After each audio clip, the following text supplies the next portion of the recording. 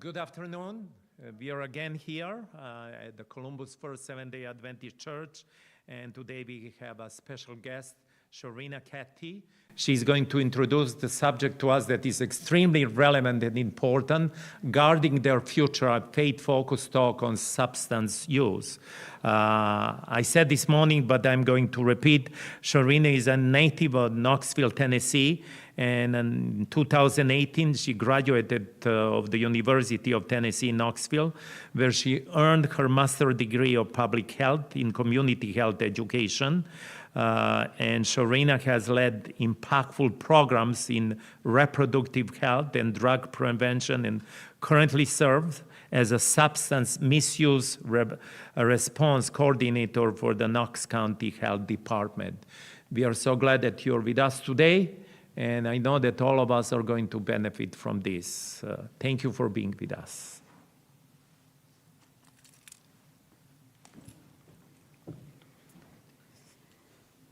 Thank you.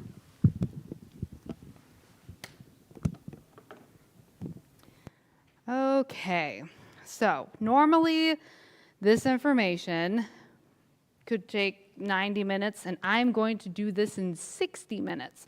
So if I'm talking very quickly, it is because I don't have too much time, but I have a lot of information. Now, I'm also going to open up with a disclaimer. I am an educator, which means that I am not a clinician. I don't diagnose, I don't treat. My goal is prevention. And so if you have any specific questions that are outside of that realm, I'd be happy to help you find someone who is more qualified to speak to it. But let's go ahead and get started on today's topic, which is a faith-focused talk on substance use. Now, the first thing that really needs to be understood when it comes to talking about drugs is knowing how they work. Very often I have parents who will have told me that, I don't understand it, and so therefore I just won't talk about it. But there's an opportunity to learn, right? Now, here are some key terms. I apologize if the font is a little too small, but there are some key terms that I would like for us to go over, just because I won't be able to explain them in the middle of the presentation, but they are going to come up. So what is a prescription drug? The annotation for that would be RX drug. Those are ordered by a doctor. Over-the-counter drugs are ones you can just buy in the store. You don't need a prescription. Illicit drugs are ones that are illegal to make, sell, have, or use. Stimulants, we'll talk a bit more about the different drug classifications, but stimulants are essentially drugs that speed up the body's systems. Depressants, on the other hand, slow things down. Risk factors are things that make a negative condition, such as drug use, but not specifically and only drug use. They make it more likely. And then protective factors do the opposite. They help prevent the negative condition of concern. Substance misuse is about using alcohol or any other drugs in a way that is harmful or is just not as directed. And when it comes to youth in particular, youth that are under the age of 18 or 21, just depending on what substance you're talking about, all recreational use among youth is considered misuse, as in it shouldn't be done, it is just generally harmful.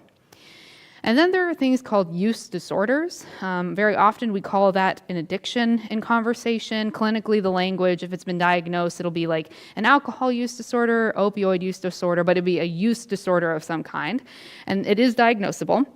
And it is a condition where someone feels a very strong need to keep using a substance, even if it causes them harm. There is dependence, which is it's further along the line than just someone experimenting with use. Once they've gotten to the point of dependence, their body feels like they need it in order to survive. And so they no longer use just to experience a high or a euphoria, they use to function. They use to obtain normalcy. And so that is what we're talking about. I apologize if that gets a little bit too loud, but that is what we're talking about. Tolerance is when a person needs more of a drug to get the same effect that they used to get with a smaller amount. And then withdrawal is something, it's a collection of symptoms that present when a person stops using a drug that they have already been dependent on. So when someone has a use disorder and then they go into withdrawal and they start to sweat, they have shakes, things like that, that is withdrawal. That's what that looks like. And then overdose is when you take too much of a drug, any kind of drug, and that causes serious illness or it can be fatal. So Let's do a quick poll, because polls are a fun way to kick talks off. Which of the following is or are dangerous, any number of them, with just one standard size use? Alcohol, marijuana, nicotine products, prescription and over-the-counter drugs, and or illicit drugs. I hear all of them. Any other votes? All of them? Well, we're not talking about overdose. We're talking with one standard size use. All of them? Okay, we're going to talk about it. Here are some common misconceptions that I hear from parents when it comes to talking about drugs. Sometimes they'll say, well, I can trust the parents of my kids' friends to keep them safe. But what we have found, especially when I was working in Chicago, what we found is that that is not the case. There were parents who, they might seem like they would be reasonable and they might have reasonable boundaries, but there were some that would be purchasing alcohol for their children when they would have parties. And parties is not like the big thing you see on TV where it's hundreds of kids, but more like a dozen friends that just come over, and then the parents will buy them a couple of beers or a couple of six-packs, and like there's no one to card in that case. You know, the adult is the one who purchased them, and then they're passing it on to the kids. Ultimately, and for those of you who've read child guidance would know, the only people who you should really trust to keep your kids safe is you and their other parent. That is who's responsible. And could other people help? Yes. But you shouldn't expect them to. It's fine to not trust people in certain regards. The next misconception is, well, if my child's doing well in school, they're not using drugs. If they have good grades, if they bathe regularly, which we know is hard just generally for teens, if they're socially well adapted, if they have good friends that behave well.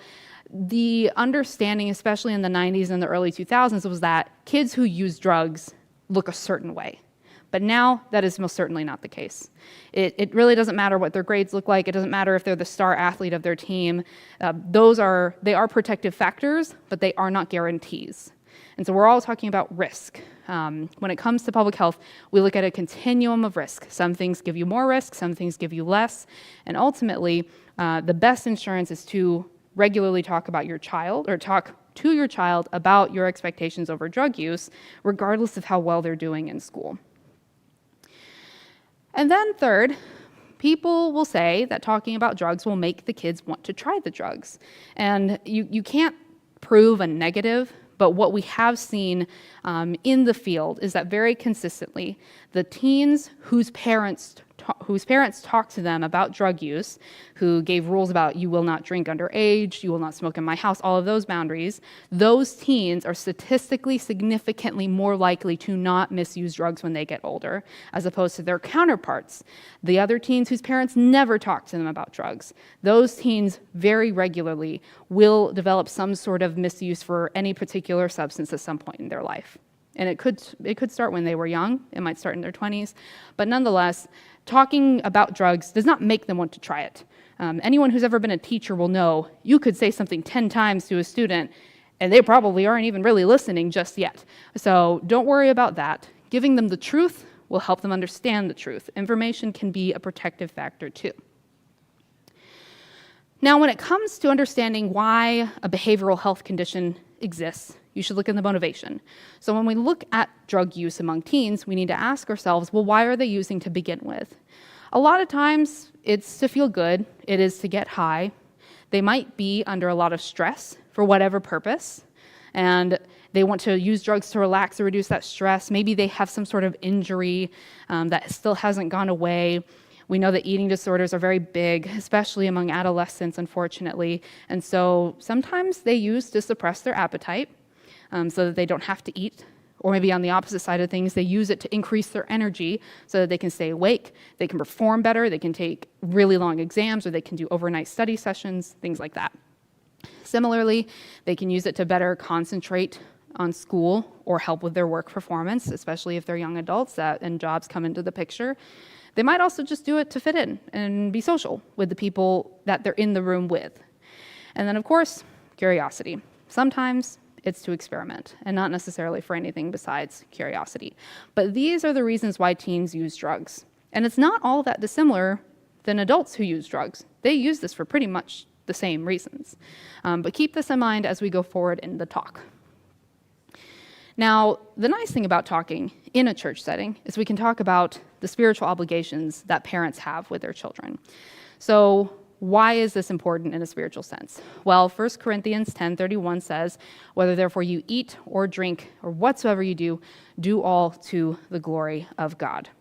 And so it's not just the drug use, it's really other things too, like are you drinking too much soda? Are you eating too much food in general? Or even like the opposite of that, are you refusing to eat because you're so worried about how you look to other people? The body needs fuel, and it needs the right fuel. And so whatever you essentially consume should be done to the glory of God, and substances do not glorify God.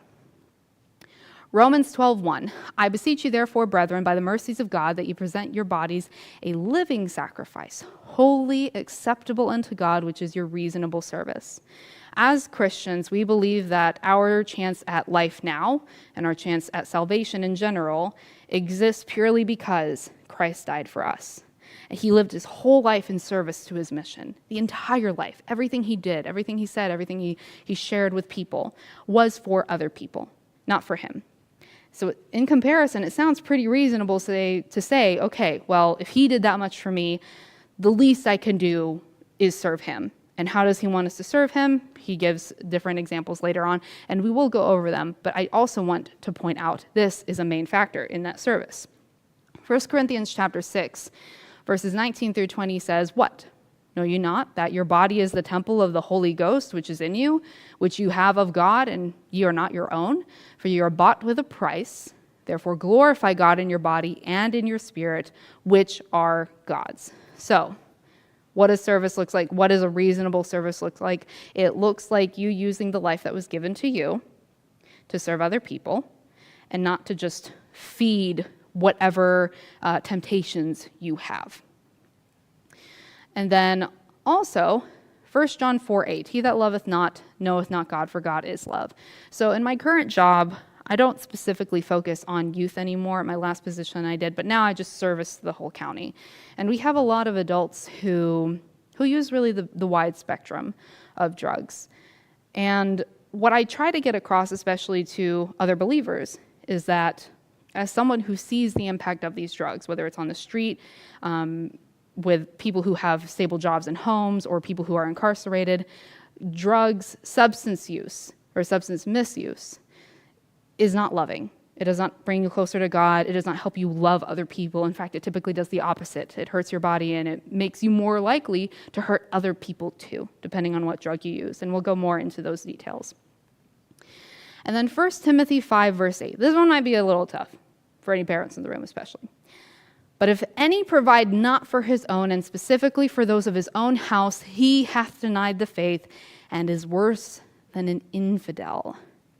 So, as parents, as caregivers, whether it's your children or maybe you're caring for your grandchildren, nieces or nephews, what have you, you are the person that God has made responsible for the upbringing of this other person, the smaller person. And you are their first interaction with the world. You are their connection to God. And so if you decide to not care for them in the best possible way, at some point you will be held accountable for that decision. And that also applies to what you decide not to tell them. And we'll talk about motivations and how to frame words later on. But when it comes to substance use, remember, talking about your expectations around drug use is not going to immediately make them think, oh, I must violate those boundaries right now. No, your children want to hear what you care about. And when you share that with them, it gives them an opportunity to see how they can love you in that way by obeying those specific boundaries. I don't have it on here, but I will share that, or at least I should have put it on here. It'll be in there later. As the main contact point for your children, the things that you say and how you respond to high-pressure situations creates the framework for how they'll see God. So if you decide, for example, if you lie to them to keep them safe, like, we don't go outside because, it's just so dangerous. You'll get hit by a car the second you leave the doormat. Not that happens typically, but in that exaggeration, if you say that, then when they see that you have lied, they will think it's because God taught you that's what protection looks like. And then they'll question it. There was one parent, one Adventist parent who I spoke to, and they had shared, well, I tell my children that if they use this particular drug, they'll immediately, like it'll be fatal immediately. But for that drug, and we'll talk about it, it's actually not the case. And so if that child tries the drug and then they find out it doesn't kill them, then the trust that was established between them and the parent is gone. Because especially when they're an adult or a young adult and they see that their parent didn't want to give them the truth, they didn't respect them enough to give them the information that was right, they will not share that respect back. So keep that in mind. We'll go through age-based phases or strategies at the end, but when it comes to learning how to talk to your kids about drugs, you should also learn how drugs work. And this is where we're going to fly a little bit faster. You might feel like you're drinking out of a fire hose kind of level of information. I do apologize, but there is a point to giving you at least a basic working understanding of how drugs work. So let's see what the current data trends are. And I was specifically looking at things not just nationally, but also some facts in Georgia, and we'll see that in a bit. Now, this stat, it doesn't say it, but America's Health Rankings, this is a neat, very user-friendly website. Feel free to look at it later. But in Georgia specifically, 6.9% of children between the ages of 12 and 17 drank alcohol in the past month in 2022. And I know some of you might be thinking, there's no way there's a 12-year-old drinking. But actually, yeah, drug use, oftentimes, like nowadays, in the past few years, initial drug use has been starting to get to 10 and 11. And so 12, I would say, is a generous estimate, because I do know of some families where the issue was that their 10-year-old was drinking. 2.7% of the same demographic reported using tobacco product of some type, whether that is a vape, a cigarette, or a pipe, like a hookah pipe. And then, you cannot see that at all, and I know because I can't see it. Okay, but this is a graphic, a map showing the varying intensities or prevalence levels of vaping across at least this part of the United States. And for some reason, we didn't have any information on the website for Florida. But as you can see, Georgia is kind of in the middle, nationally speaking. Tennessee is a little bit better, but only by like 1%. Now, 18.2% of high school students reported using a vape in the past month for Georgia in 2021. And that's a high number. When you translate these to people, like persons, 18.2%, if we just rounded that up to 20%, that meant 1 in every 5 teens had been using a vape at some point in the past month. So it gets to be a lot when you start to think about it. And then 7% of high school students reported using illicit drugs, including marijuana, in the past month. And if it should be, I think it's fairly well understood at this point, but just to be safe, marijuana is federally illegal, which means that nationally, the federal institutions that govern our nation, they do not consider this to be of medicinal value. And that means that any reproduction of it is not going to be overseen. There are no regulations at the national level. States have opted in, some states have opted in, Colorado, California, Illinois as well, to allow for recreational use of marijuana. Georgia and Tennessee, like southern states, typically no. It is still illegal here in the southern states. Now, for more about Georgia from your Department of Health, between 2019 and 2021, you saw that fentanyl overdose deaths between those of the ages of 10 to 19 increased from 4 to 36. And that might not sound like a lot, like 36 youths, but I mean, that's 36 families where lives are destroyed. And the number itself, the change, the increase from 4 to 36 is an 800% increase.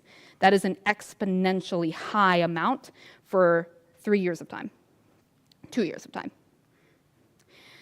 And then, so a lot of abbreviations in any public health presentation. SAM says the Substance Abuse and Mental Health Services Administration, in case you are wondering. And what they saw was that 9.3% of children between the ages of 12 and 17 were diagnosed with a substance use disorder, or an SUD, in the past year. That's almost 1 child out of every 10. And then 23.4% of young adults, which is specifically 18 to 25 years of age, were diagnosed with a substance use disorder in the past year. And that is almost 1 in every 4 young adults. So it's not enough to say that youth and young people are not using drugs, because they are. Most are not, which is a good thing. But enough are that this messaging, it's got to be widespread. We have to share, we have to encourage families to protect their children by sharing how drugs work. So here we go. This is how drugs work. There are going to be several classes of drugs or specific drugs that we'll go over. And the first one is king, alcohol. Now, alcohol, past me, should have used like a size 72 font.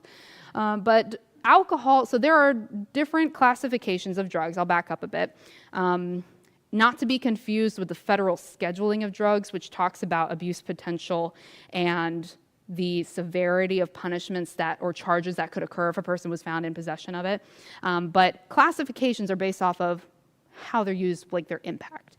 So there are depressants, stimulants, and then there are inhalants, which I thought I had a slide on here, but I must have accidentally deleted that somehow. But those are the classifications that we'll be talking about today. Alcohol is a depressant, which means that it slows down brain communication, it impairs cognitive function. That's why people who are drunk are very uncoordinated. You know, like the part of the brain that's responsible for your balance, it is asleep. It is not working right now. And in addition, it also lowers your situational awareness, because the prefrontal lobe of the brain is the critical thinking side of the brain, right? And when alcohol enters the brain, that side kind of also goes to sleep. And that's why people make really, really illogical decisions when they are drunk. That part of the brain just isn't thinking. And because of that, alcohol has very consistently been associated with increased risks for injury, for violence, sexual assault, and then also fatal impaired driving incidents. So a little bit more information here.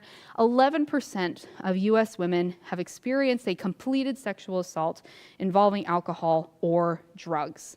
And then alcohol is involved in approximately half of all of the sexual assaults that take place, including those on college campuses.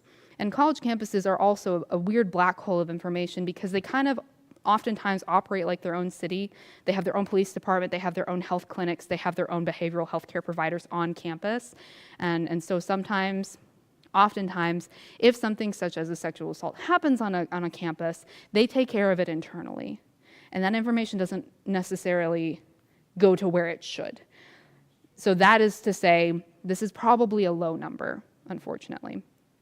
And I'll also say, as we go through the talk, if there's anything that just feels a little bit triggering, you're more than welcome to step outside. You're more than welcome to just mentally check out, think about something that makes you happier, whatever helps you have a positive experience with today's session. And then when it comes to alcohol and driving, for Georgia specifically, you had 1,797 driving fatalities in 2022, according to your Governor's Office of Highway Safety.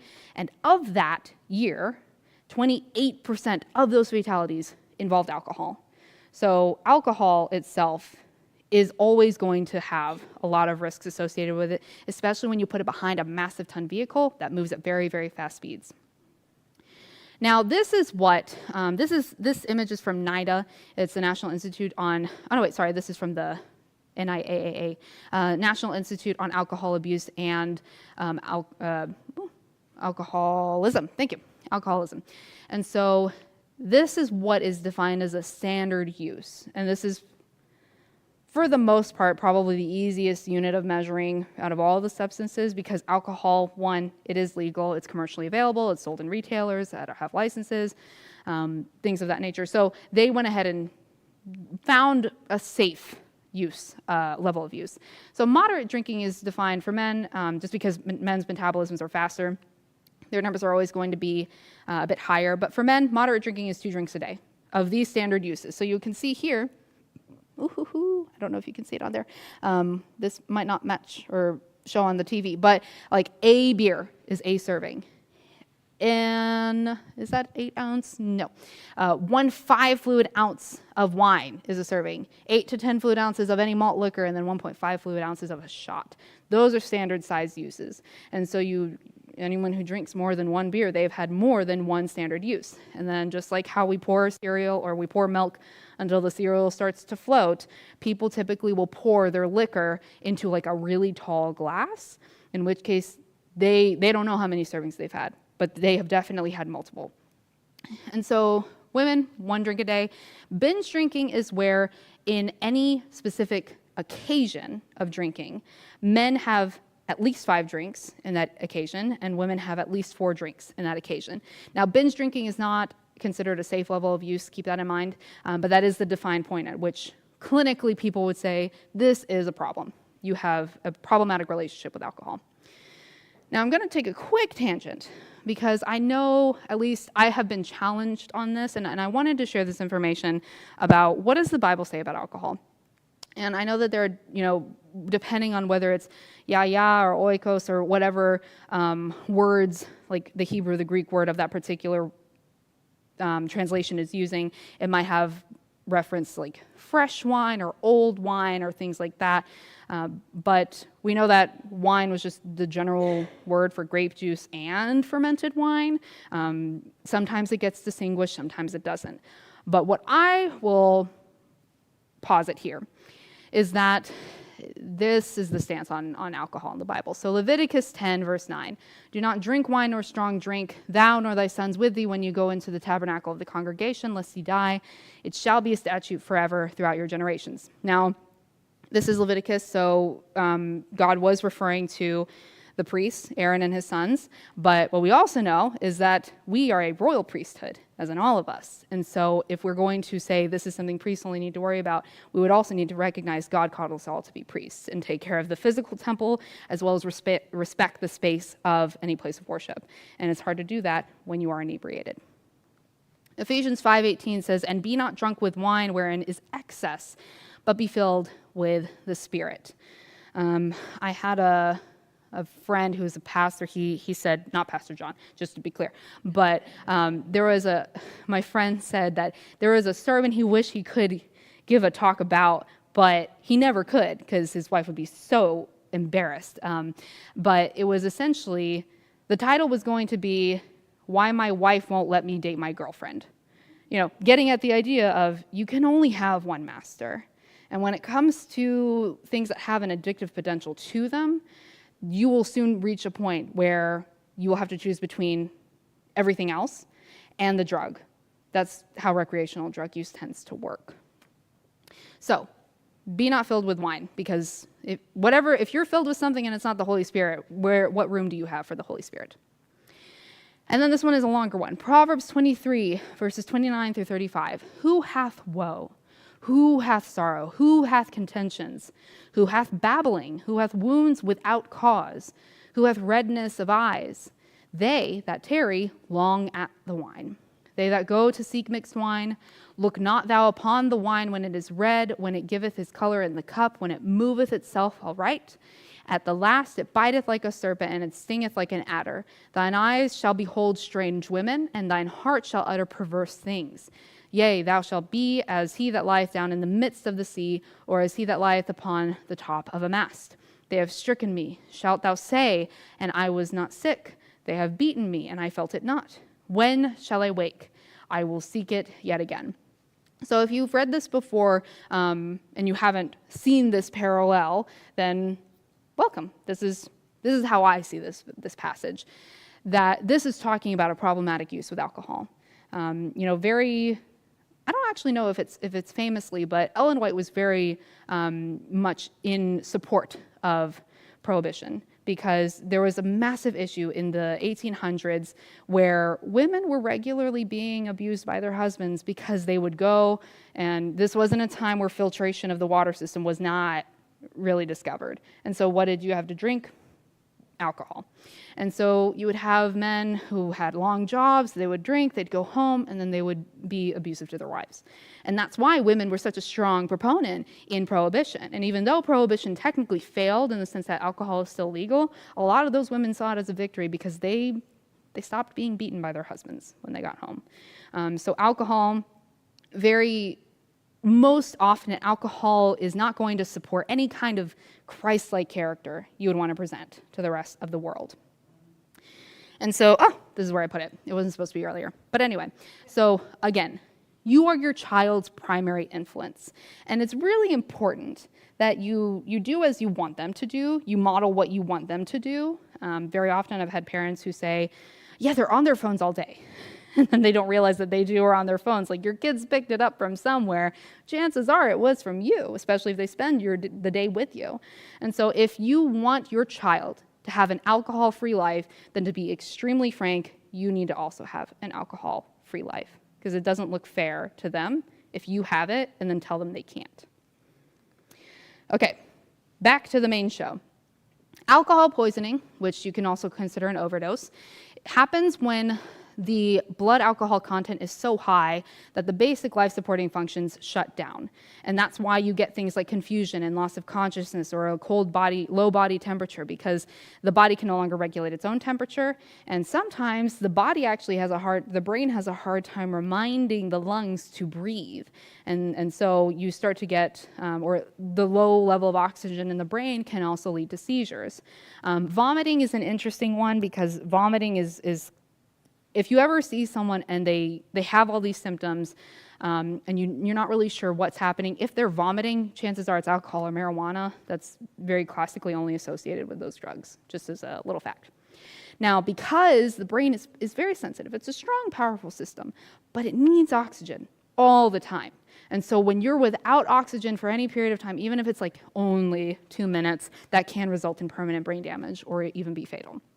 And then combining opioids with alcohol use will significantly increase the risk of respiratory failure, even if it's at a moderate dose, because opioids also, as a depressant, they can, in too many doses, cause the brain to forget to tell the lungs to breathe, just like alcohol can. So when you combine the two, it's almost guaranteed that there would be respiratory failure. Okay, so what are the risks? What is it that you would want to tell your kids? Well, when it comes to alcohol, you have an increased risk of depression, anxiety, especially if your brain is still forming, memory issues, and then also relationship problems. Most people who use alcohol at least regularly, so we're not talking about the intermittent use that only happens once a year, but if they have regular alcohol use issues, they have problems with other people. Like, maybe people don't like them when they get drunk. Maybe they don't like other people when they get drunk. And as a result, they have relationship issues, professionally and personally. So these are some of the primary risks. It's also known as a carcinogen. And so a lot of the main associated risks will be with the liver, colorectal cancer, throat cancer, which makes sense because you're drinking the alcohol here, so the throat area gets concentrated doses of it, and breast cancer, which a lot of people didn't actually realize that 1 drink a day will raise breast cancer in women by 5 to 15%. And that's why I showed you the standard size uses and also made the slight tangent I did about what the Bible says. You know, and I stand by a lot of the work that these institutions do. I do believe that they try their best to present the research as they can. But, 1 drink a day is considered regular or moderate drinking for a woman. And at the flip side, 1 drink a day raises breast cancer risk anywhere between 5 to 15%. And so you can see, when it comes to alcohol, there is always going to be an associated level of risk. With any kind of recreational drug use, there is no such thing as no risk. And then in 2023, 44.5% of the U.S. liver disease deaths, which numbered at about 96,000, ages 12 and up, they involved alcohol. I have a friend who's a GI nurse, and time again, her patients, they talk about how they just constantly drank. And she's like, yeah, I'm not surprised. So alcohol is very, very strongly associated with liver disease. And then this is also important, because sometimes we say, if you've been drinking, just stop. But alcohol is the only drug that we know of, at least, where if you have been drinking heavily, and especially for a long period of time, if you suddenly quit cold turkey, there is a chance that that would be fatal. Because remember, you've gotten to the point where your brain thinks it needs that level of alcohol to function. And so if it doesn't have it, it panics and it can shut down. And so if anyone in this kind of situation needs to stop using, they need to do so under medical supervision, licensed medical supervision.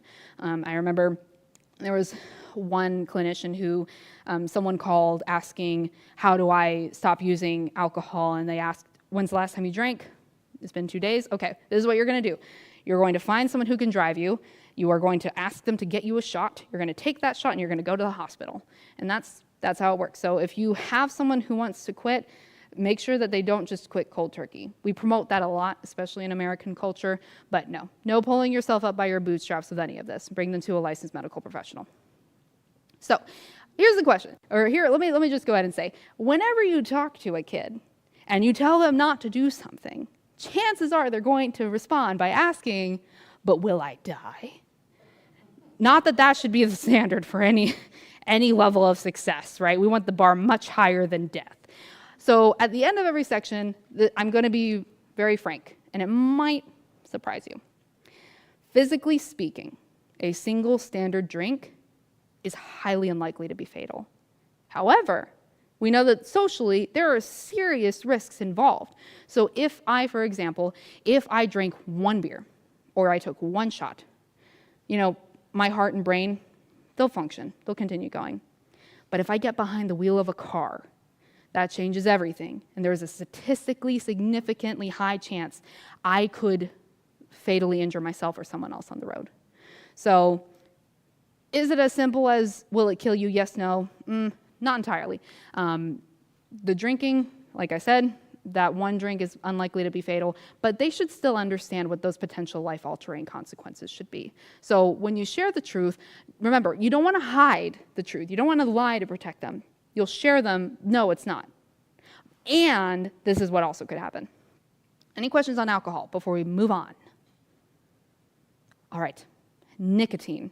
Nicotine is an interesting guy because he was also around for quite some time. Doctors and physicians were some of the biggest smokers, especially before we had the campaigns we did saying, please stop smoking, especially around children and people who have health issues already.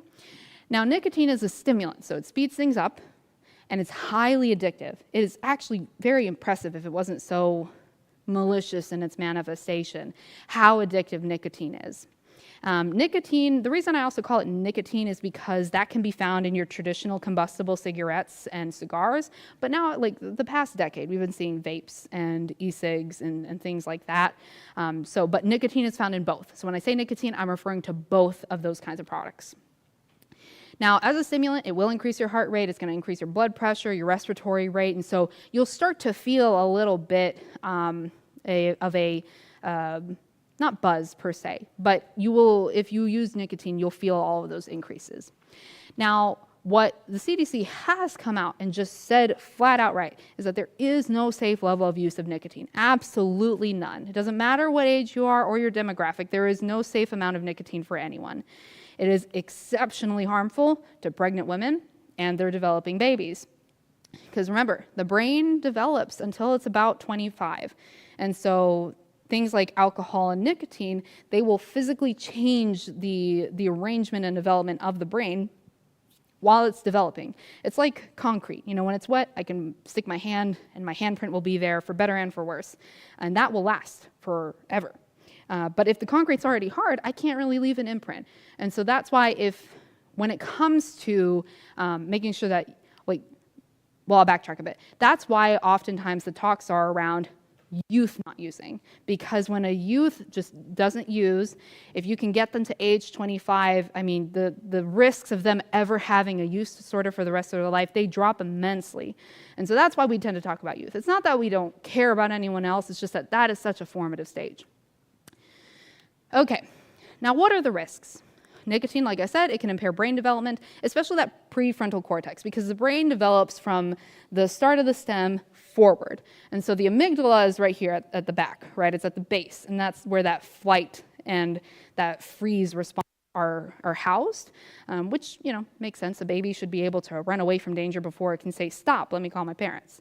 And so, which would be nice, right? But that means that the last thing to get formed is the part that makes us smart. And that might be why sometimes if you ask a kid, why did you, like, for example, not that I may have done this, why did you cut your hair? I don't know. I just did it. That's why. This hasn't fully developed yet. We're not that smart until we're 25. And then some youth and young adults, they also have reported that when they vape, varying levels of use, but at least regular use, they've reported experiencing some level of seizures. So again, the brain is struggling to function normally in the presence of these drugs. It also has an increased risk of depression, anxiety, and then overall lower quality of life. Keep in mind, why do people use drugs? Why do teens use drugs? Because they're anxious, because they're depressed, and then it makes it worse. So we'll talk about how you can respond to that concern, but keep this in mind. If you ever catch a kid with a vape, they might say, well, I use it because I just got a really stressful week at school. Show them how they could respond in other ways to stress, because this most certainly will not help. Now, like alcohol, nicotine contributes to mental health struggles, especially depression and anxiety. Those are the most common. And then if you are a young person, if you're a youth specifically, there is a significantly higher risk that if you vape, you will smoke. Or if you smoke, you will vape. We thought that they were going to be a really great cessation tool because that's how they were marketed. And then turned out to be a complete bold-faced lie from the nicotine companies, because they do not help you stop use. They are not an effective cessation tool. There are other effective cessation tools. Vaping is not. Most of the people, especially young people who vape, who smoke, and then they try to vape, they just keep both. And then early use of nicotine is linked to a higher risk of addiction for other substances. Most people have called this like a gateway drug, that term. And nicotine, for the most part, yeah, that is what we see. Youth who vape are more likely to do specifically smoking cigarettes later on. So not necessarily everything, but definitely something that involves a smoking nature. Now, what is in a vape? You may have seen the commercials from the Truth Initiative. They are one of the longest standing communication campaigns in the nation. Very successful campaign. What's in a vape is really nothing you want in your body. There's nickel, there's tin, there's lead. Those are heavy metals. The body can't process those healthfully. And then there's something called diacetyl, which is a chemical that's it's associated with popcorn lung, and it looks like that because if you scan a person's lungs and they've been exposed to diacetyl very often, their lungs kind of look holy, like there's pockets of them that are just, there's pockets of inflammation, pockets that aren't, like popcorn lung. And that, it doesn't sound like much, but it is a pretty serious disease. It causes coughing, wheezing, shortness of breath. There was one student, I did not work with her. I worked with a student who was friends with her, but that student got into substance use awareness because her friend vaped very strongly for maybe like a summer. It was less than a year. And her use was so heavy that she ended up having popcorn lung. And as a teenager, she had to go to school on an oxygen tank because her lungs were just that weak. I mean, at 15 years old, already destroyed the lungs. It's absolutely tragic. Now, some young users have also, like I said earlier, they reported seizures, but the vape itself is not designed very well. The battery is way too powerful for its device, and the power fluctuations are not very well regulated in some of these devices. And so when it's charging, sometimes it'll just explode, and then that causes some trauma to various parts of the body, just depending on where the person's vape is. So again, will one cigarette kill you? In most cases, no. It's not immediately fatal, but remember, this is highly addictive. And so that first use really can trigger a pathway of long-term or even lifelong addiction. The single exposure, especially when you're young, it rewires the brain to just desire it. I don't know why nicotine is so successful in doing this, but that one-time use will lead to a desire to do another, and then another, and then another. And at any point, you may say that you could stop whenever you wanted to, but in reality, this isn't just a matter of willpower. This is biology, and this drug is intensely powerful, far more powerful than the many, many people who have tried. So for example, In 2020, 67% of high school students who reported to have currently vaped at the time of that survey, they tried to quit in the past year and failed. That's 2/3. That is not a very good level of success. And so if someone thinks, well, I could just do this now and then I'll stop later, unfortunately, they've been given the wrong information. They've been given very misleading information. It's not as easy as just stopping because you want to. This is, addiction is a complicated neurological condition, which some people don't realize. Any questions about nicotine? All right, fantastic. Marijuana, moving on. Is that the time? Oh. Oof. Okay, we gotta move faster. Okay, marijuana and cannabis. I'm gonna use them both because marijuana is what people have typically associated as weed, the main drug of problems. But cannabis, even though it has a nice sound to it, at least when I was in Chicago, the recreational cannabis dispensaries, they started using cannabis to try and promote it as like a different drug, a different product, like something a bit more medically inclined or clinical, have a clinical value to it. It's the same thing. So don't let anyone convince you that they're two completely different drugs. They're not. We'll talk about what is different.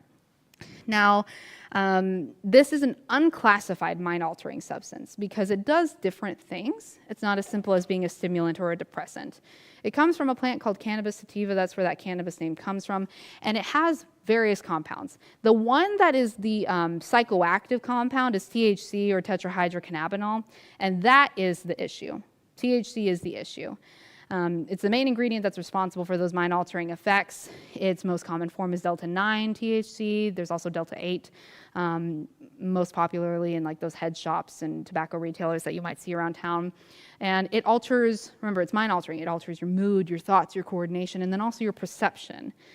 And we'll talk about what that looks like in a bit. But THC is the intoxicating compound. CBD is the non-intoxicating compound. CBD has been allowed to be sold at retailers because it's non-psychoactive. It's mainly used for pain management, whereas THC, it's separate. So if you see the two, know that they are indeed separate substances. And marijuana is one of the most used drugs in the U.S., especially among our young adults. In 2021, 35.4% of people between the ages of 18 and 25, which comes to about 11 million people, almost 12, they reported using marijuana in the past year. That's 35% of people for a drug that is considered illegal in many, many states still. Now, how is it used? Smoking and vaping are among, still today, the most popular ways that people will use it. But there are oils, there are concentrates, there are edibles, tinctures, if you have, I have a vitamin B12 that I just take orally, the little dropper, same thing, they use that as well. And then topical bombs. Now, I didn't mean to put that picture there. Oh well. Anyway, so there are child safeties around the diversity of how people can consume THC because, like I said, edibles are a thing, and it isn't just like brownies and bread like it used to be in the 90s. They make candy-styled gummies that are highly concentrated levels of THC, and that's why so many children started to get hospitalized for what looked like food poisoning, but was actually a marijuana overdose. Because they'd find this bag of candy, they'd eat it thinking this is normal candy, and they'd eat the whole thing, and they ended up having, I don't even know how many servings of THC. And so unfortunately, the edibles still continue to be allowed to be sold, but just keep this in mind, candy is not always candy nowadays, unfortunately. And the potency has increased over time. It's not the same thing that was smoked at Woodstock by far. In 1995, illegal cannabis averaged around 4% level of THCs. But in 22, the levels quadrupled to 16%. And that already sounded high. But in dispensary products, you'll often see more than 40% THC. And the reason why that's a problem is because higher potency is strongly associated with increased risk of addiction, or what is called CUD, cannabis use disorder. And that is Well, actually, let me go here. Now, that is reported to have so in terms of people who use marijuana, about 22 to 30% of users will develop CUD. And the risk will increase just depending on how frequently you use, how early you started, do you have a family history of substance use, things like that. And that would be regardless of THC levels. But of course, the higher the potency, the worse it could be, the earlier it can set in. Now, there are synthetic cannabinoids. K2 and spice are kind of the most common, at least to my knowledge. They are significantly more powerful than their natural counterparts. And so while the long-term effects of these drugs are not known, what we have seen is short-term symptoms such as violent behavior, repeated vomiting, and suicidal tendencies. So remember, this is a mind-altering drug. It warps a person's ability to understand what reality looks like.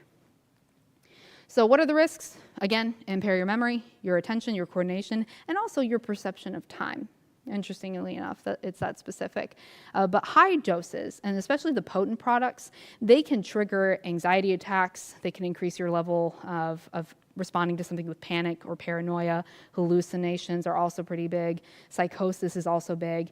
It is strongly linked to psychosis, especially for people who already have a genetic risk factor for it, like someone else in the family has schizophrenia or something along those lines. And then, I don't know why, but interestingly enough, the association between heavy cannabis use and schizophrenia is especially strong in young males. That doesn't mean it's safe for the young women to have. The risk is just, for some reason, disproportionate between the two. And then for adolescents, the heavy irregular use can impair, again, the development of the prefrontal cortex, your memory speed, your processing speed, your academic performance, and then also your educational and career outcomes in adulthood. And it's not to say that if someone smokes that they are no longer capable of having a job. It's that the part of the brain that is responsible for motivation and your sense of ambition are now muted under the influence of marijuana. And so that's why if you ever want to look more into what this looks like years after the fact of use, you should take a look at Colorado. I mean, ever since they legalized recreational marijuana, they have been, like, all of their public health people have just been going out and about saying, do not do this, because one, the tax revenues that they promised our state would get are significantly lower than they actually are, and then two, all the expenses we end up paying for truancy, students missing school, people losing their jobs, people missing work, all of these healthcare issues, they're so much stronger. Those expenses are so much higher than the revenues that the marijuana companies promised we would get. So Colorado is a very tragic case study of that. So will it kill you? One-time use, it's likely to be unfatal. However, again, even with the one-time use, especially if it's got that high potency level, it'll induce panic attacks. You could have acute anxiety issues. You could have dangerous inabilities to be able to orient yourself to your surroundings. And then also psychotic reactions have been seen in vulnerable individuals. Overdose or accidental injury is also seen in young children. And then what people don't realize about THC THC is that it's fat soluble. So someone, like, let's say they get high on Sunday and then they experience the high, the euphoria that day, then they go to the gym after work on Monday. The THC is stored in the fat cells. And so if you use up your fat cells, your body metabolizes the THC that's left there. And so they could have a vestigial smaller high while they're driving from the gym. So that's why we talk about long-term issues with marijuana, not just the one-time incident. Okay, prescription and over-the-counter drugs. What is prescription drug misuse? It's one of three things. Either you use a prescription that was not prescribed to you, or you use it in any kind of dosage or for any other purpose than it was prescribed for. And so, like, for example, you tear your ACL, you took that whatever painkiller was given to you, and then 3 years later, your friend has a really bad headache, and they ask if they could use it. That would be, giving it to them would be drug misuse. If you had another injury and you still took it even though it's your name on the bottle, if it was a different purpose, then it's drug misuse. If it was a different dosage, like you took too many, drug misuse. Now, what does it look like in terms of the numbers? For those ages 12 and up, 5.1% of the people aged 12 and up reported misusing any kind of prescription psychotherapeutic drug in the past year. 3.1, they reported misusing prescription pain relievers in the past 21 months. And then in 2021, about 16,000 people died from an overdose that involved prescription opioids. And we'll talk about opioids in a bit. Then among young people in 22, approximately 5% of 12th graders reported using any kind of prescription drug in the past year. And then you can see the stats there as it varies. But amphetamines and Adderall, we see that those have varying levels of use between 8th graders, 10th graders, and 12th graders. But it's not zero. And while 2 or 3% might sound young or might sound small, remember, any problem with substance use, it may not feel like it's big because it doesn't affect you, but if you are that 2%, it's affecting your entire life. So which ones are misused the most? Opioids, so like oxycodone, hydrocodone, or Vicodin rather, I'll use the brand names, Demerol, depressants, and then stimulants as well. So those Valiums, the Xanaxes, the Ritalin, the Adderalls, those are the ones that are misused the most. And then what about the over-the-counter drugs? Dextromethorphan or DXM is I don't think it's the only ingredient. It's one of the active ingredients in things like Mucinex. That's where the X comes from. It comes from the DXM. And that's a mind-altering drug. And then, of course, acetaminophen. Now, the misconception when it comes to over-the-counter drugs is, oh, well, if they're available in the store, then they're safer. They're less powerful. But that is not at all true. These are still medications that were formulated for specific uses, and consuming large amounts of them can lead to things like intoxication, psychosis, tachycardia or heart problems, seizures, and hospitalization. Now, the risks of these things vary. When it comes to opioids, you got breathing problems, coma, and death. The risk is higher when you combine it with alcohol, but also antihistamines and depressants. Depressant misuse, when it's combined with painkillers, over-the-counter medications, or alcohol, it can slow a person's heart rate and breathing rate to the point where they just stop working. And then when it comes to stimulants, you got heart problems, seizures, panic attacks, paranoia, and then also violent behavior. Now, the two most common risks for any prescription drug misuse, or any prescription drug misuse, is that you're endangering the original owner of the medicine, right? Because they needed that. You're also risking addiction for the person who is misusing the drug. Now, what we've seen is that accessibility is the main contributing factor to all prescription and over-the-counter drug misuse. So that's actually a really easy fix. How do you do that? Well, I'll also share this stat. 90% of all teens who abused some sort of pharmaceutical drug said that they got it from either their home medicine cabinet, or a friend's medicine cabinet when they were over. Like they just popped into the bathroom and took it out of their parents' medicine cabinet. And so 90% of the problem can be eliminated by simply locking up your medication. So what does that look like? They make prescription lock bottles, like the cap itself has a code on it, kind of like a locker, the little locker pads, or they also have boxes just for medication. You can also properly dispose of any unused medications that you might have. I didn't bring them with me, but I can talk about what systems exist. I do really recommend, don't just throw it in the trash. And the reason is because if it's just thrown in the trash, it's really easy to pick it up. And you might think, well, surely no one would just pick it up out of the trash. Like they don't know what's in my trash. Honestly, they don't care. They're digging through your trash for drugs. They don't care what's in your trash. You should utilize drug drop boxes. Those are very typically at sheriff's offices, police departments. Some pharmacies will have them, like I know in Knoxville, we have a lot of Walgreens and CVS's that have a permanent drug drop-off box where if you're done with it, you can give it to them. They can dispose of it for you. They gather them all up, and then I believe they incinerate them. And then there are also drug take-back events. This is a very long-standing national campaign that's held by the Drug Enforcement Administration, and they have those events in April and in October.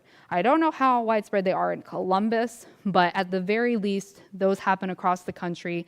They'll probably happen at schools or at pharmacies and big community areas like shopping centers. Now, the FDA does have a flush list, so if you have a drug on that list, you can flush it. It's safe for the water supply, and you don't have to worry about it that much. But if you don't have a drug that's on that list, you can use a deactivation pouch. I don't have pictures of them here, but there are at-home systems like doTERRA and RX Destroyer. Those are the brands. It's a little pouch about this big. It has activated charcoal in it. You pour the medication in, and I think you just screw it on the cap. Then you shake it up, and then it dissolves the medication itself. And what that does is it takes the ability to just use that thing, whatever that drug it was, and misuse it. By consuming it, it takes that out of the picture because it's now the active ingredient is stored in the activated charcoal. And the only way a person can really reverse that process is if they have a chemistry lab that's like pretty decent grade, in which case, again, I wouldn't, like most of the people that you might be concerned for when it comes to over-the-counter or prescription drug misuse, that's not where they're at. Most people don't have access to a professional chemistry lab. So, can just one-time prescription or over-the-counter drug use kill you? Drug misuse kill you? Actually, yes. In many cases, a first-time prescription or over-the-counter drug misuse has been fatal. When I was in Chicago, there were a couple of moms I worked with. They were really passionate about this. One in particular, she had 2 sons who were star athletes, great students. Like one was a senior, one was a junior, I believe, and she had no problems with them. They were respectful, they were kind, they did their chores. One night they went to a party, and then the next thing she knows, the sheriff is at her door explaining that the kids did something called skittling, and that is where kids will go into their various parents' medication cabinets. They'll take just a few pills of whatever, then they throw it into a big dish, and then they just take something out at random. And so unfortunately for her, both of her sons overdosed that night. And ever since then, she has been just educating everyone she can, explaining it doesn't matter how great you think your kid is. First-time use can be their last, and you want to protect them from that. Remember, medications are formulated for specific outcomes. And so when it is not given to the person prescribed to them, if it's not in the dosage that it was prescribed as, it can dangerously interact with other things that people just don't know. Like, you're not a person's primary caregiver, so you don't know their what other medications they're taking, any drugs currently in their system, their family history, or their medical history, or their family's medical history. So really, if it's not for you, don't take it. If a friend offers it, don't take it. The safest channel for any kind of prescribed medication is going to be from a licensed medical provider. And then, yeah, One Pill Can Kill is another campaign that the DEA has, getting across this message, explaining it really can just take one pill. And there is a reason for that. I'm going to do a quick side note on fentanyl. Fentanyl is a synthetic opioid. It's typically used to treat pain, and it does have a medical value to it. The thing about fentanyl is it is 100 times more potent than morphine. So the amount that you see on that tip of the pencil, that is actually a lethal dose of fentanyl. And you can see, like, any pill you see will be bigger than the tip of a pencil. Now, the reason this is a problem is because overdose deaths that involve synthetic opioids, mainly the illegally manufactured fentanyl, those rose 55, almost 56% between 2020 and 2021. Fentanyl has been the primary driver behind the increase in overdose deaths. And it is because of that, that absolutely potent nature of it. Now, illicit fentanyl has been increasingly polluting the U.S. illicit drug supply. And so I know in East Tennessee, our entire illicit drug supply is flooded by fentanyl. And Tennessee and Georgia are neighbors. So whatever's affecting us, I would reasonably guess, has also been affecting the state of Georgia. And so any kind of, like, what we've also really seen is maybe like a kid who is about to go through finals, senior year in college. They're under a lot of stress. They go on social media, they find a drug dealer, they ask, hey, can you give me an Adderall so that I can just make it through all of these overnights I have ahead of me? And so they do. But that illicit pill, chances are, very likely, it has a lethal dose of fentanyl in it. And so, again, the only safe pills that you should take come from a licensed medical professional, a pharmacist, over the counter in the store. Anything taken off of those backstreet deals, those social media drug dealers, it will almost always have fentanyl in it at this point. And that's why people shouldn't take, that's one of the reasons why doing these illicit drug deals has been very dangerous for our youth. So like I said, it's often cut in or mixed with other drugs. You might be wondering why. Well, it has a high abuse potential. And if you are a nefarious drug dealing company or cartel, then you want your people hooked on sooner so that you can have them longer and you can get more money out of them, to be quite frank. So you should really just assume all illicitly made pills have fentanyl. And again, Is there a medical use to it? Yes. And the medical fentanyl is fine. We're not talking about that. It's the illicitly made fentanyl that has no oversight. There is no regulation as to its potency, how it's made, how it's mixed into things. So like, for example, when you're baking, if you throw in those chocolate chips and then you mix it up, one cookie might have 7, but the other cookie might have 2 chocolate chips. Drugs are very often the same way. When a person is in an unregulated facility making their own illicit drug batch, they don't really care about mixing things evenly. And so one pill might have like a non-lethal dose of fentanyl, but the rest have only lethal doses. And so we do have something called fentanyl test strips that we especially give to people on the street or people who use intravenous drug use or have intravenous drug use histories. And those test strips, they can only tell you if there's fentanyl in the drugs. They cannot tell you what kind of potency is in the drugs. So can you test it? Sure, but ultimately it's still not going to be safe. You should assume if it wasn't obtained through a legal channel, it probably has fentanyl. But if it comes from a legal channel, it should not have fentanyl, illicit fentanyl.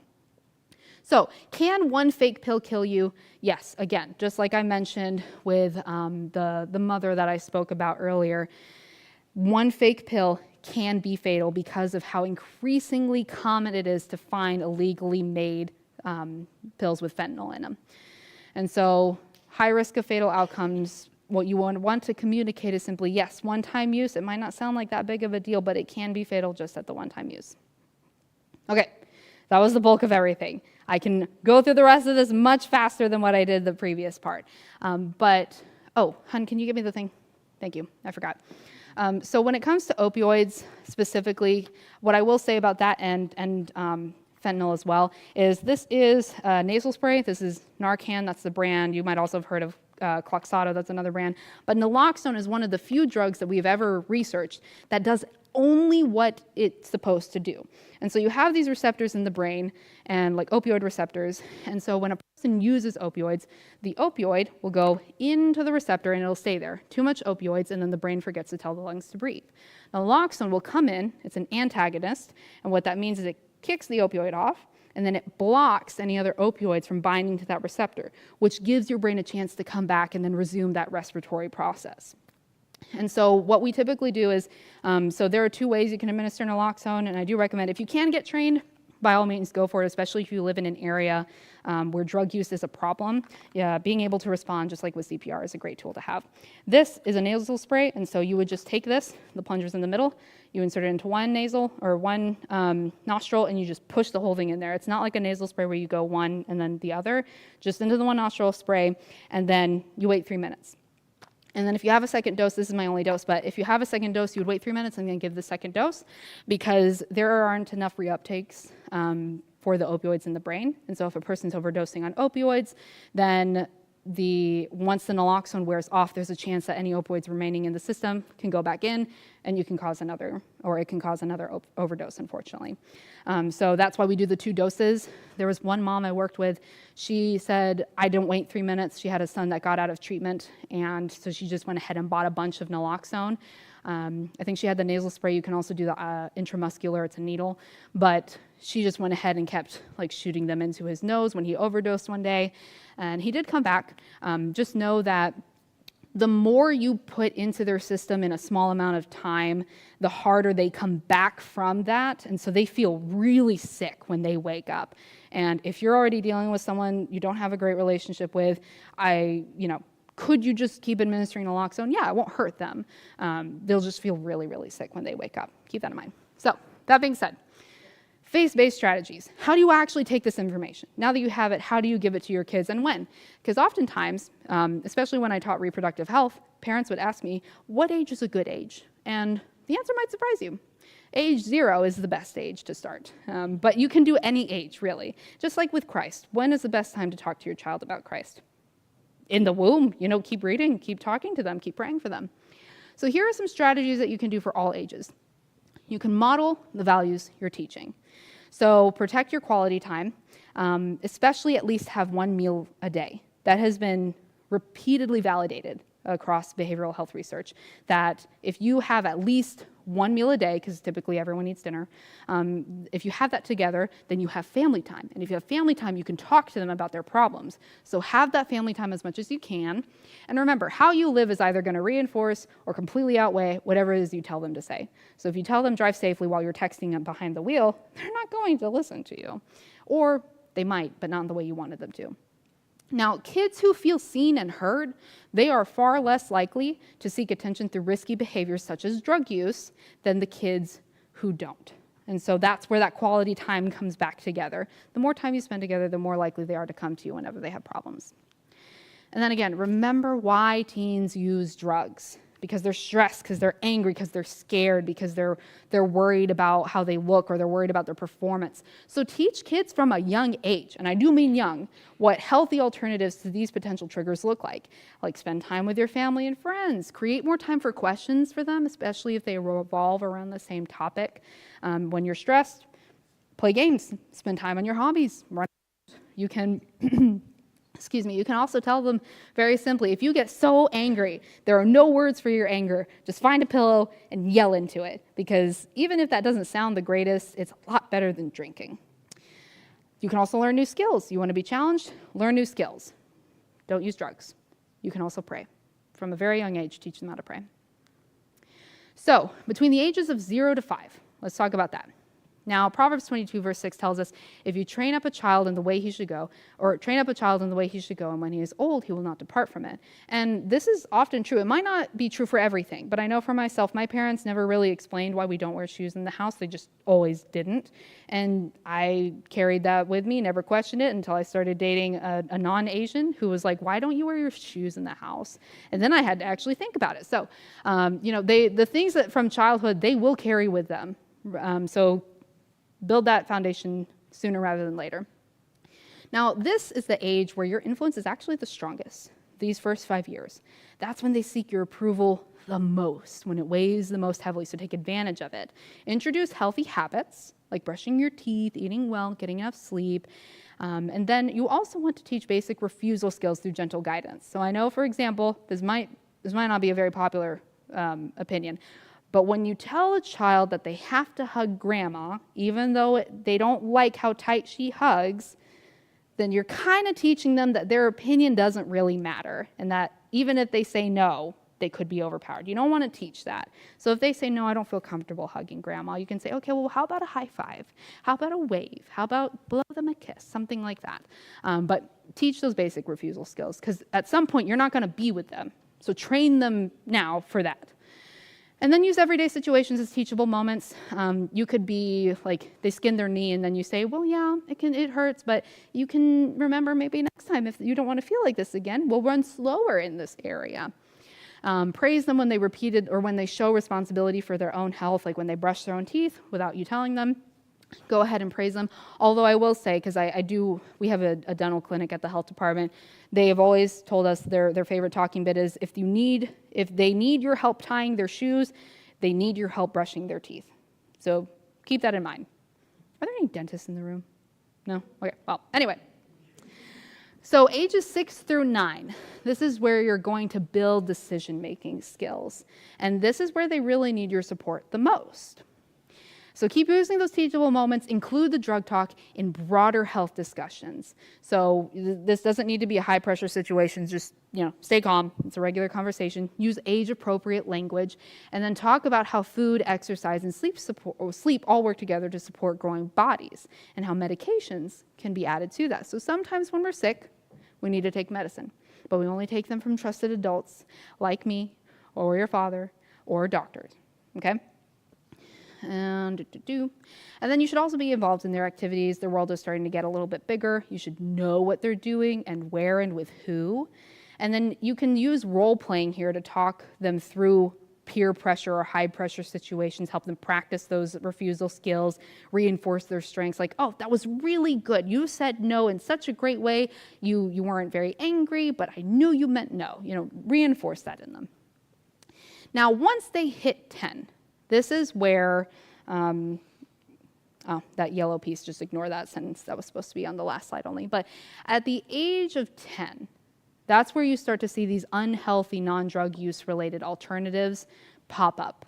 where like maybe they're stressed, they have excessive screen use, or maybe they're gambling. Any game like Fortnite or games with loot boxes, that can feed a gambling habit, even at the age of 10. Then once they get like maybe 12 or older, you might see more of this, but this really does apply to 10 and up, risky sexual behaviors. Although with minors in general, any sexual behavior is considered risky. And then overeating versus undereating, both of those, self-harm, excessive exercise, dangerous risk-taking like going cliff jumping or hanging out in dangerous areas for the thrill of it. And then I would also like to mention excessive is specifically something that hinders their ability to go about their daily routines. Like they can't function normally unless they do this. That's an excessive degree. So if they're doing their homework, they're doing their chores, they're responding to you, they're at the meal table, and then they're also on their screen, that's not excessive use. You might not like how often they're on their screen, but if it doesn't hinder their ability to function, it's not excessive. So, what are healthy alternatives you can teach them? Doing things that make them laugh, doing things that make them smile. It's also really useful to teach them how to process embarrassment in a healthy way when they're young. The author of this book, Matt, he talks about how comedy is just pain, and then you have time, and now it can be funny again. Some teens, they will misuse drugs if they feel so much embarrassment or so much shame, if they just don't know how to process it. So keep that in mind. You also want to teach them how you can just, if you're already exercising, let's do something else. How about surfing? Not that we have a lot of surfing in Columbus, Georgia, but maybe hiking. Going for a hike could be really fun. Trying new foods, just don't eat them too often or too much, rather. Cooking new foods, helping other people, volunteering, listening to other people, things like that. Service especially, helping other people can help kids feel really, really good about themselves. Okay, now when they're in middle school, ages 10 to 12, this is when they really start to pay more attention to your attitudes and your beliefs. You might not notice that they do that, but they're doing it. And that's where you really across the spectrum, protect your family time, especially your meals, because you need to maintain your connection to them. You want to set consistent rules and explain the reasons behind those rules. They're old enough to understand at least part of it now. And then the role playing, middle schoolers think everything's uncool. But even if it seems uncool, you can still use it to help build their confidence in saying no. You can also start to mention if you have any genetic predispositions or a family history of addiction, but make sure you bring it back to how you want to support their healthy decisions. Like, your Uncle Jack had a lot of problems with drinking, and because of that, we really want to make sure that when you're stressed, you do these things instead. You don't want to risk having the problems that Uncle Jack had, that sort of thing. And then you want to connect everything to Christ, right? So communicate that the Bible is the law of freedom. True freedom and healing are only found in Him.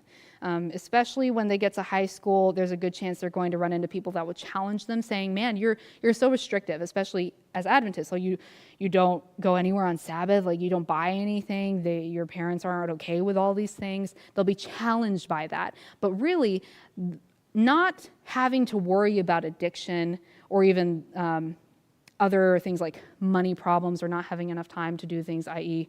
we have things 6 days of the week, and then on Sabbath we reserve that for God. That frees people. When you have a trust in a higher power, it is much easier to take the hits of life because there's meaning, there's purpose past the storm. And that's something that you can teach the kids, or you should teach the kids, so that they recognize that these rules, they may feel restrictive now, but addiction is going to feel far more restrictive than any other kind of rule that you might have. And then John 3:17, "For God sent not his Son into the world to condemn the world, but that the world through him might be saved." Again, the word of Christ, a life with Christ, is the most freeing life of all. The things you're missing of this world are not things that you will miss when this world is gone, essentially. So continue to establish yourself as a reliable source of information. Take their questions seriously, even if it sounds like it was stupid or it was an exaggerated question. It means something to them, so don't brush off their feelings. And then be honest. If you don't know the answer, you should learn. You should learn together. And I think I meant for this to be the high school slide, but we will see. Now, if you don't know the answer, you should never lie. That's why we did the first big chunk of information that we did, because now you at least have a working understanding of how drugs work. And if you don't know, look it up. I have several sources at the end of the slide, at the end of the presentation that you can use. But you don't want to lie, because if you lie and they find out that you weren't telling the truth, then all the trust that you have worked so hard to establish in their lives all these years is gone. Reinforce those healthy alternatives as well, especially if they're starting to just have more friends, more activities. Make sure that they know you can do these things instead of maybe vaping. Like if your friend uses vapes, you don't need to do that. Now for high school age, 13 to 17. Teens will always face new pressures every single day, every single week, every month. You need to stay accessible to them because they are listening. Parents remain the number one influence in their children's lives when they're in high school. Encourage open conversation with them. Let them know that they can come to you without fear of judgment. That's very important.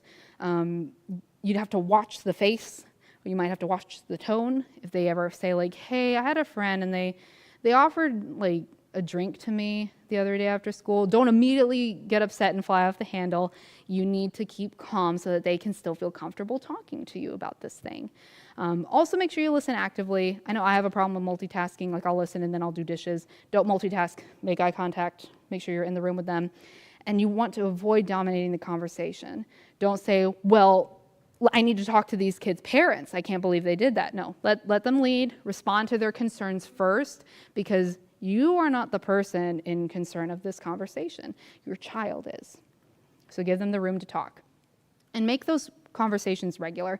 It's very important that this not be the high pressure, once a year, like birds and bees kind of talk that it's presented as in the movies. You should be having these conversations regularly. It can happen in the car when you hear a weird song.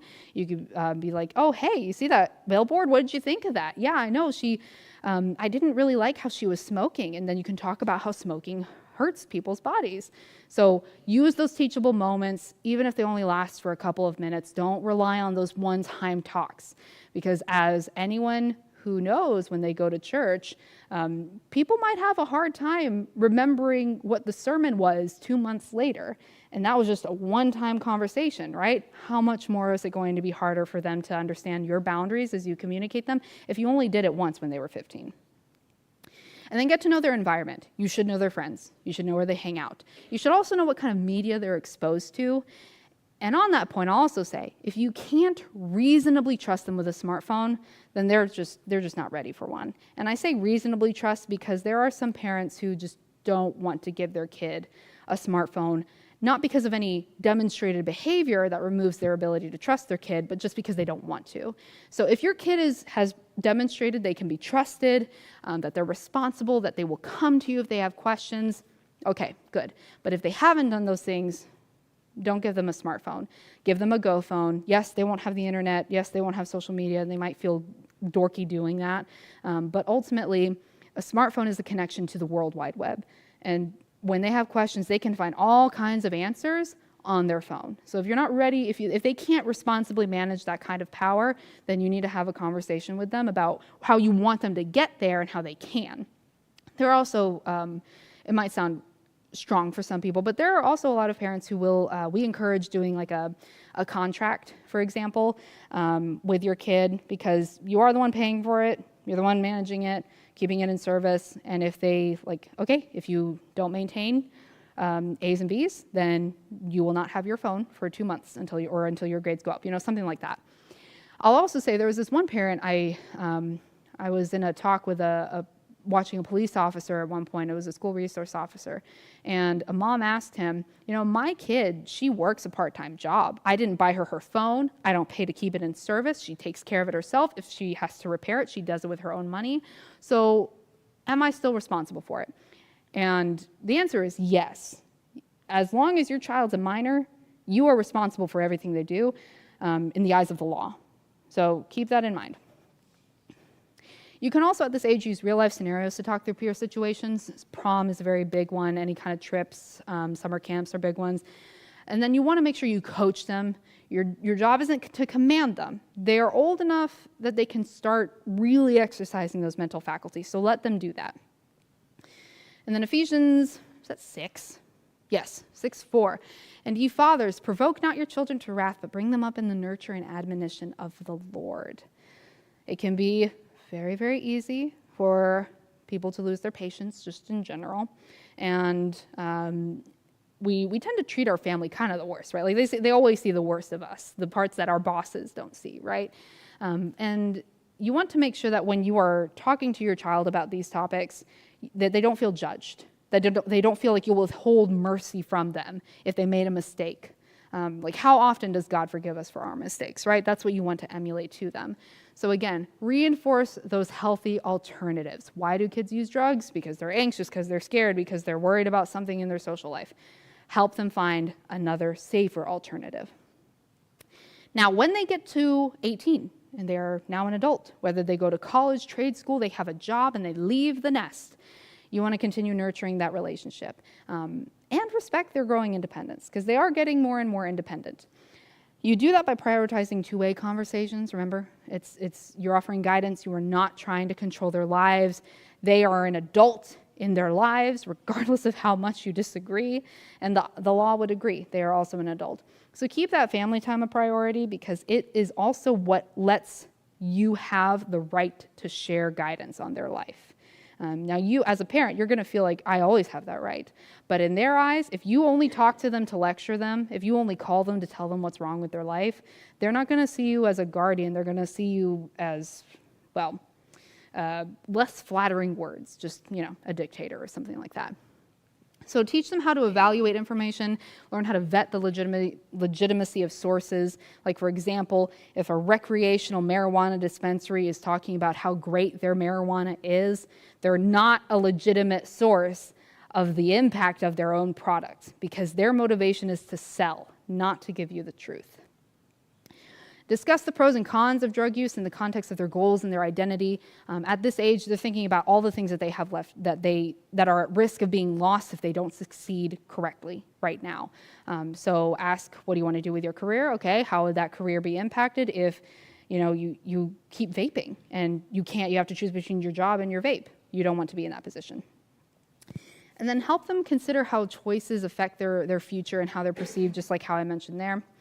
And then share more about the lessons that you learned from your own experiences, if that's applicable. So for example, if you say, okay, yeah, I tried to drink in college, and then I ended up falling down the stairs and embarrassing myself in front of all of my friends. You can share that and then say what you learned from that experience. So be willing to show your vulnerable side as well. It helps them trust you with their vulnerable side, but then also attach it to something practical. And that's why I don't want to do this again, or that's why I don't want you to experience this sort of thing. And then create safety plans so that they know how to talk through or get through risky situations. You might be asking, what's a safety plan? So we're going to talk about it. What is a safety plan? A safety plan is helping them know what protocol or procedure they're going to carry out in a particular situation. So for example, what will you do if your roommate is drunk? Do you know what you're going to do? What about if you go to a party and your friend drove you, but now your friend is drunk? Okay, well, what if you go to the party and you just don't know how to leave? And then what if you find yourself drunk? What if you find yourself scared or unable to get anywhere safer? This is actually a really good opportunity for you to tell them, throw me under the bus. As a parent, well, kids will always love to throw their parents under the bus, whether or not you want that. But now you can empower them to do that. You could say, okay, if your friends are pressuring you to get in the car, even though your drunk friend is driving, just tell them, no, guys, my parents told me that's so dangerous. They're not going to pay for my college if I ever do anything like this. Tell them to throw you under the bus. You can be their safety net. And then also, what if your classmate pressures you to take the edge off with some pills they bought off Instagram? Again, they can talk about the dangers with their classmates, and you can also talk about how you can be that safety net for them. And then what if your roommate overdoses? What do you do? Do you know how to respond? Do you know who to call? You should always call 911, things like that. And then what if you were to overdose? So for example, if you were to overdose and your roommate wasn't there, who would be there to give you naloxone to call 911 to bring you back? No one? Okay, then you probably shouldn't be doing anything that puts you in that kind of situation. Create that safety plan with them, especially if they're ever going to live independently. Now, if you think your child is using, there are some steps you can go ahead and do. One is that you can find a treatment provider ahead of time so that if after you have that conversation with your kid, you're like, yes, we need an appointment, get that set up more quickly. And you can also talk to them very honestly about what addiction looks like. I'll be the first person to tell you recovery is possible, that it's achievable. It's just also very, very hard, because it's not just the first day of recovery you're trying to reach for. It is every single day after that for the rest of your life. And that is extremely difficult to maintain. Addiction very quickly can take over a person's life. You will also want to reinforce that they're not alone. Support and help are available. You are a source of support, a source of that help. And you can remind them, recovery and setting boundaries are signs of strength. They are not signs of weakness.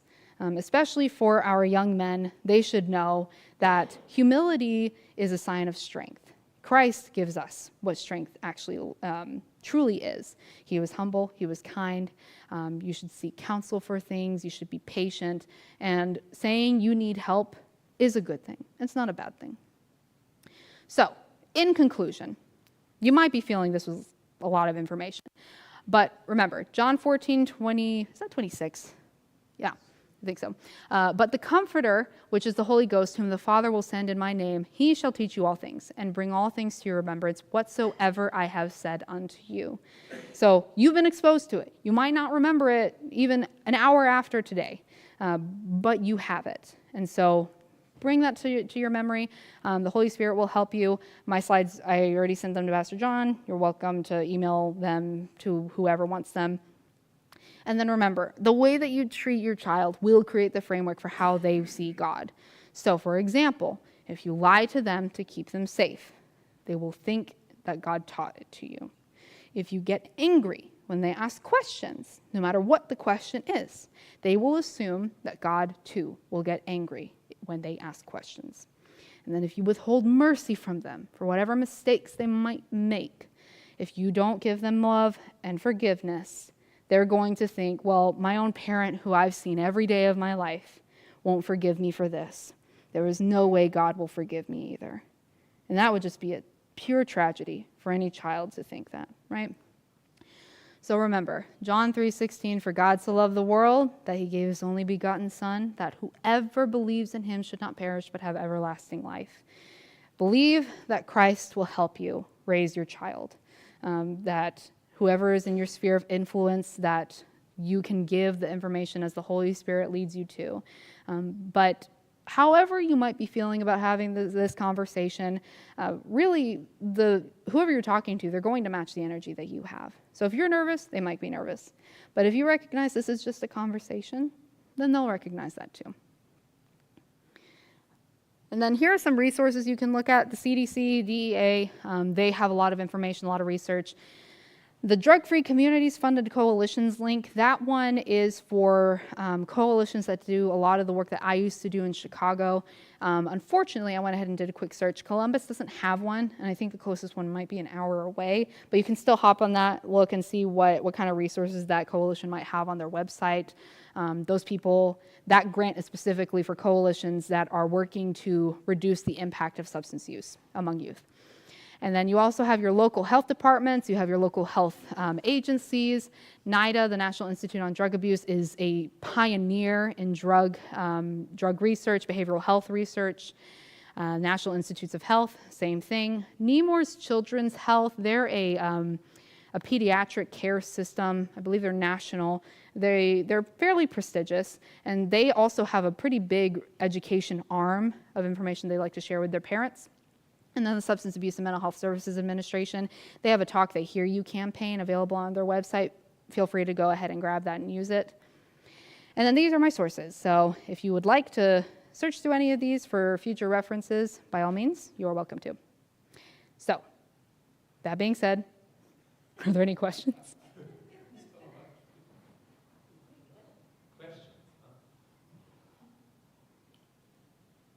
Sorry about the time. All right, well, if you have any questions, feel free to let me know.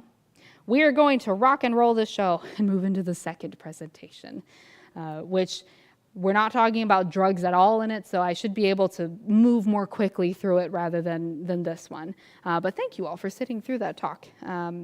Now, when it comes to ministries, I'll go ahead and say that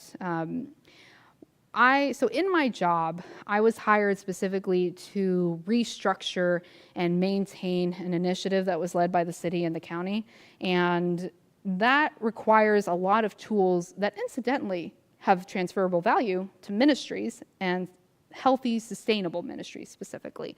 And I love practicality. I love sustainability. I probably say those words more often than my husband would care to hear, but I know you love hearing everything I say. So let's talk about practical strategies for sustainable ministries. First off, it starts with your leadership. Any product that we have is never going to surpass the ingenuity that we have among us. And so, yes, our car is great, yeah, but so are people. And so the same thing happens with your ministries. If you have an unhealthy church, like let's say everyone yells at everyone every time they see each other, no ministry you create in that kind of environment is going to succeed, right? So you want to start with your leaders. So let's look at some characteristics of the Christian leader. These aren't exclusive to leadership, but I would say as someone who's had to hire staff and had to vet people and find chairs for committees and things, I would say that these are for sure something you want leaders to have. And it's not a comprehensive list, but let's go over it as best as we can see. So Proverbs 3:5-10, trust in the Lord with all thine heart and lean not unto thine own understanding. You should be seeking God over yourself, right? And then Proverbs 16:9, a man's heart deviseth his way, but the Lord directeth his steps. If you are leading the way, then, pride comes before the fall, right? So your leaders should be seeking God more than they're seeking the sound of their own voice. They should also seek wisdom and counsel. So Proverbs 11:14, where no counsel is, the people fall, but in the multitude of counselors there is safety. There's nothing wrong with asking people, hey, what do you think about this idea? You never know what they might say. Proverbs 1:5, a wise man will hear and will increase learning, and a man of understanding shall attain unto wise counsels. So it's not just that this person, that your leader, should seek wisdom, but they can also receive constructive feedback. Even if it's not constructive, if they blow up every time someone questions their leadership, I would argue that leadership might be too heavy a burden for them at this time. And they should also seek unity. Ultimately, whenever changes happen, whenever there's uncertainty, your leadership is who keeps things going. And so, with the help of the Holy Spirit, of course. Now, 1 Corinthians 12:12 says, for as the body is one and hath many members, and all the members of that one body, being many, are one body, so also is Christ. When you look at how the human body is made, the hand talks to the brain, and the brain just knows everything, right? It's one system. It's not separate from each other. The church should be operating the same way. So your leaders should be seeking to preserve unity for the benefit of the church. They should also be a good example for others. So 1 Timothy 3:1-7 tells us this is a true saying. If a man desire the office of a bishop, he desireth a good work.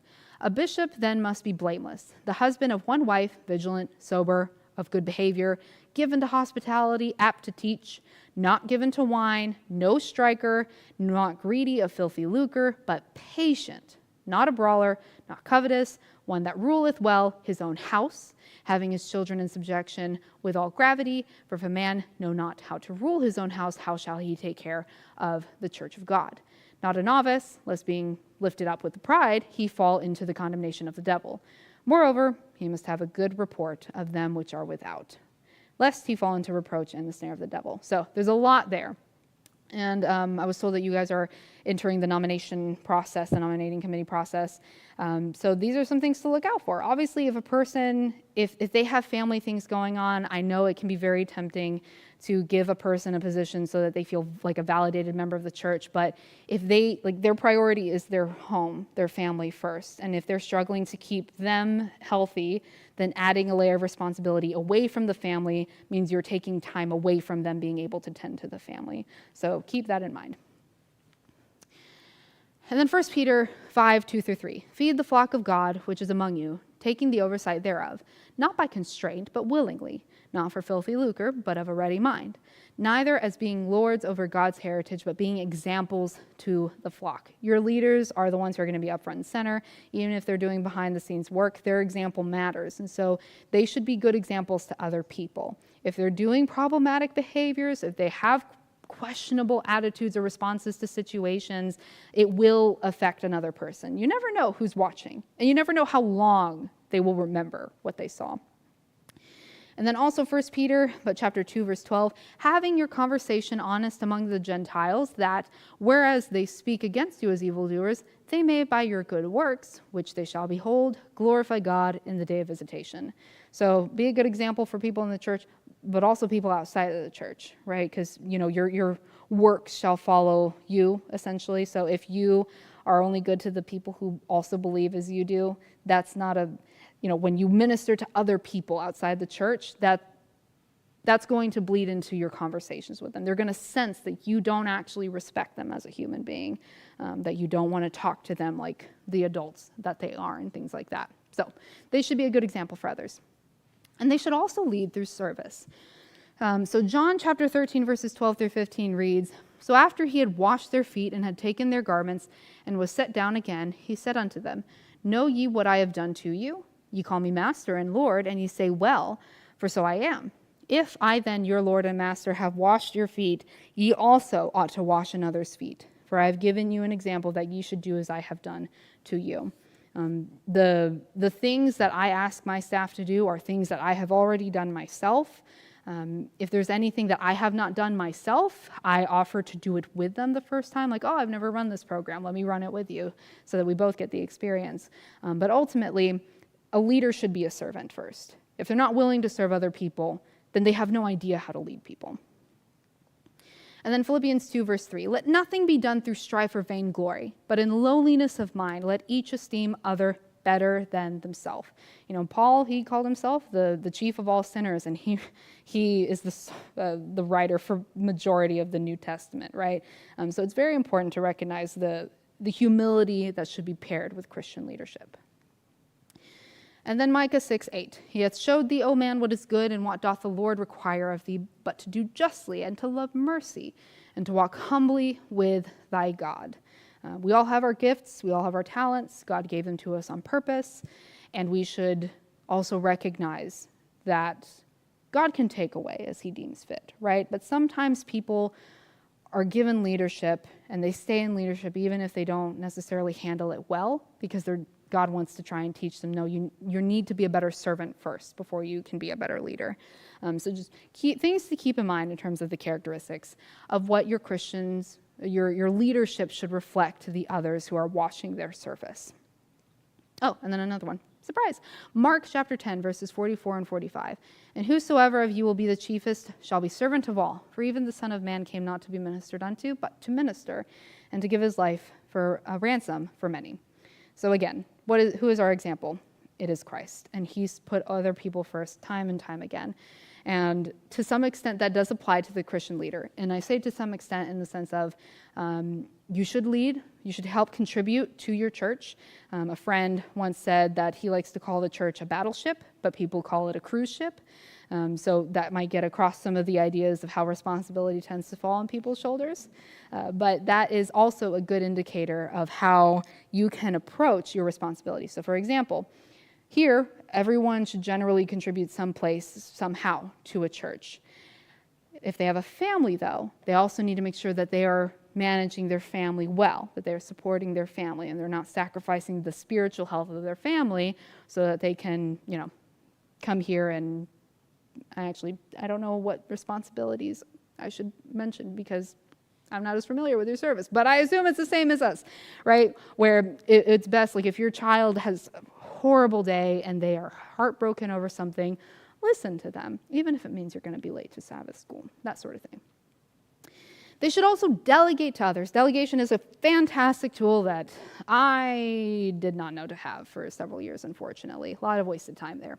But Exodus 18, 21 through 22 tells us, Moreover, thou shalt provide, this is Jethro talking to, or this is Moses after he's talked to Jethro, his father-in-law. Moreover, thou shalt provide out of all the people able men, such as fear God, men of truth, hating covetousness, and place such over them to be rulers of thousands, and rulers of hundreds, rulers of 50s, and rulers of 10s. And let them judge the people at all seasons. And it shall be that every great matter they shall bring unto thee, but every small matter they shall judge. So shall it be easier for thyself, and they shall bear the burden with thee. So delegation, like sometimes leaders think that they have to do everything themselves, but really leaders are not, that's not supposed to be the job. You're supposed to help others and inspire them and support them as they grow in their own individual leaderships. And that means you need to delegate. One person cannot do it all, except Christ. But you're not Christ, so delegate. So here are some other elements to consider when you are nominating someone to leadership. Do not use positions to keep a person in the church. At least in my, I haven't been around for as long as some people here. What I will say is that both professionally and in the church setting, when I've seen a position just be given to kind of be like the carrot for people staying, they typically either do very, very poorly because they don't understand how to like actually do the job well. They're not around long enough to see it, or there often enough to see it. Or two, they just leave anyway. Whatever a person's relationship with Christ is, that needs to be their focus. And if their relationship isn't in a place where they can effectively serve other people, then you need to get them there. Don't expect responsibility to do all of that work.